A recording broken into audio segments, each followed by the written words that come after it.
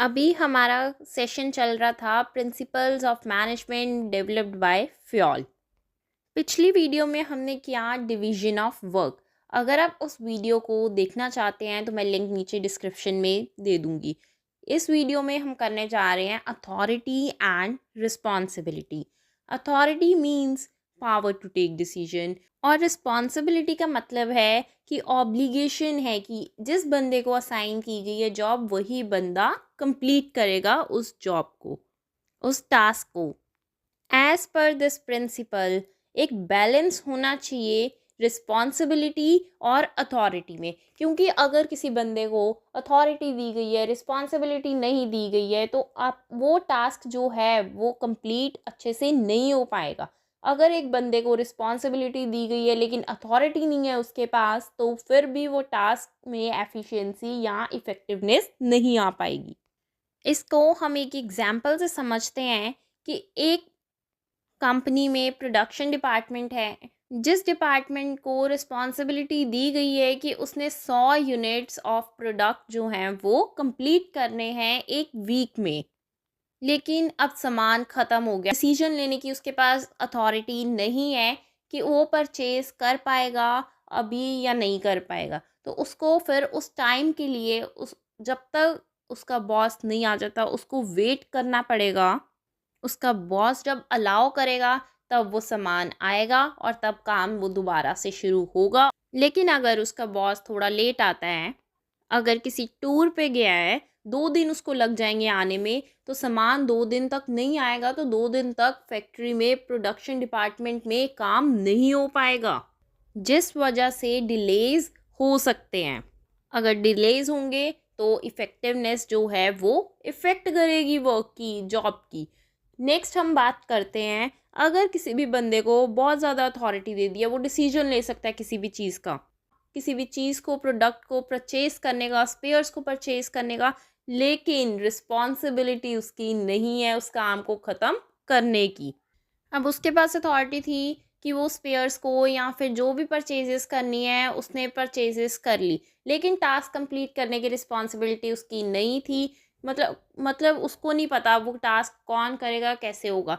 तो उस केस में भी डिलेज होंगे, इससे भी नेगेटिव रिजल्ट्स मिलेंगे।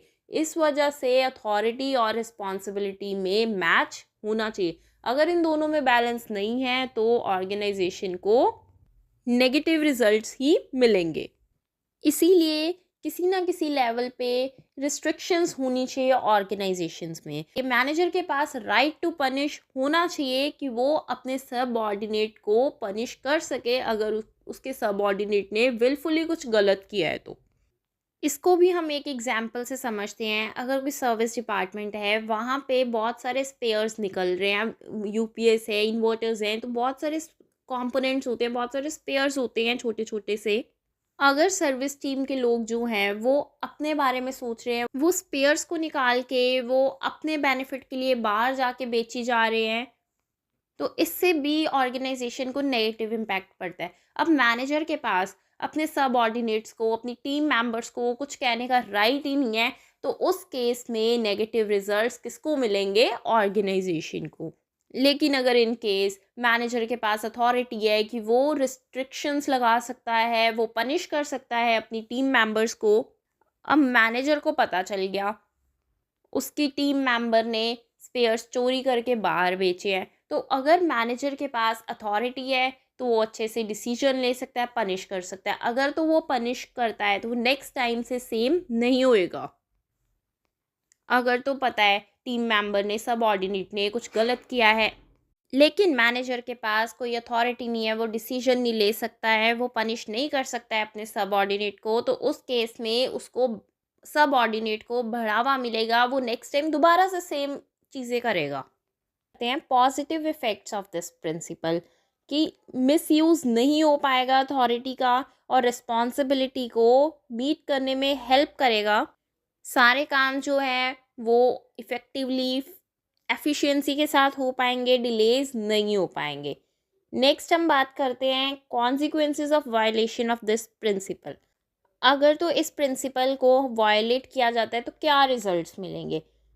अथॉरिटी नहीं है या फिर रिस्पॉन्सिबिलिटी नहीं है या फिर बंदे के पास दोनों ही नहीं है, उस केस में वर्क जो है वो डिले होगा, टाइम पे काम पूरा नहीं हो पाएगा। अगर अथॉरिटी ज़्यादा है तो अथॉरिटी का मिसयूज़ हो सकता है, अगर रिस्पॉन्सिबिलिटी ज़्यादा है तो वो बंदा ओवरबर्डन विद वर्क लोड हो जाएगा।